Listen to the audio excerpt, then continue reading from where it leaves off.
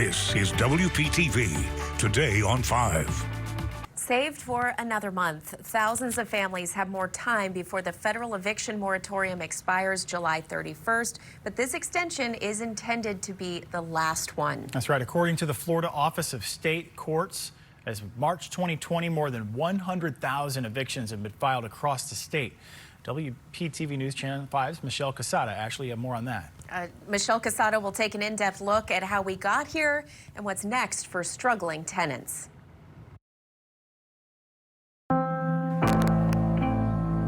Legs each and wagging tails. Rocky and Rambo have been Daniel Rawlins' strength the last year. They always kept me calm through everything. They're my best friends. That's Rocky. This year, Daniel was afraid to think what would happen to them when he was served with an eviction complaint for missed rent during the pandemic. I lost work and everything just went down the drain from there. To understand how more than 1,800 evictions have still been filed in Palm Beach County alone, even with the CDC's federal moratorium on evictions in place until July 31st, we have to understand how we got here, including the pre-pandemic affordable housing crisis nationwide. For every 10 of the lowest income families, we had fewer than 4 apartments affordable and available to them. And we had nearly 10 million renter households paying at least half of their income towards rent. President and CEO of the National Low-Income Housing Coalition, Diane Yantel, says millions of families were already one financial shock away from missing rent or facing eviction. COVID-19, she says, became that financial shock. Local and state governments put their own eviction moratoriums in place in 2020, but by summer and fall, many, including Florida's, had expired. Slowing and stopping evictions during the pandemic was essential to our country's ability to contain the pandemic.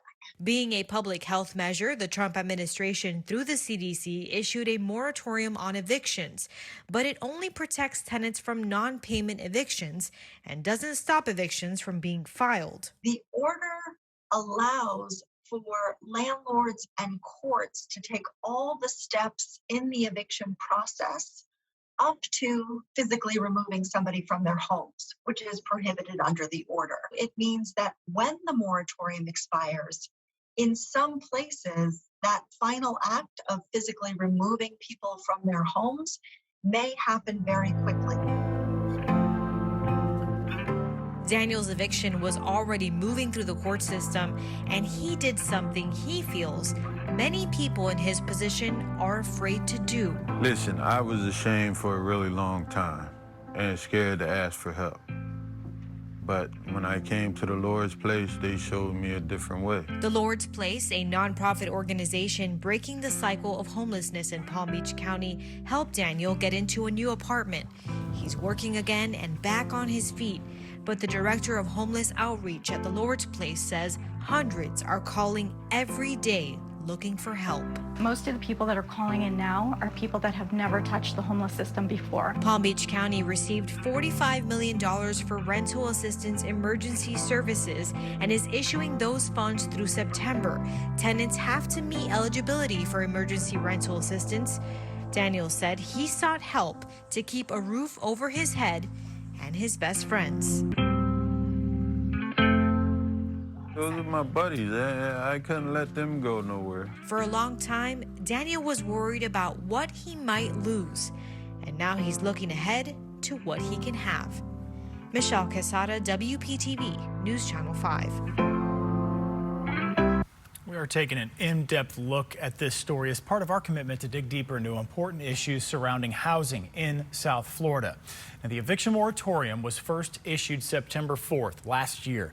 That was set to expire at the end of 2020. Then President Donald Trump extended it by a month. The Centers for Disease Control director has since extended it 3 times.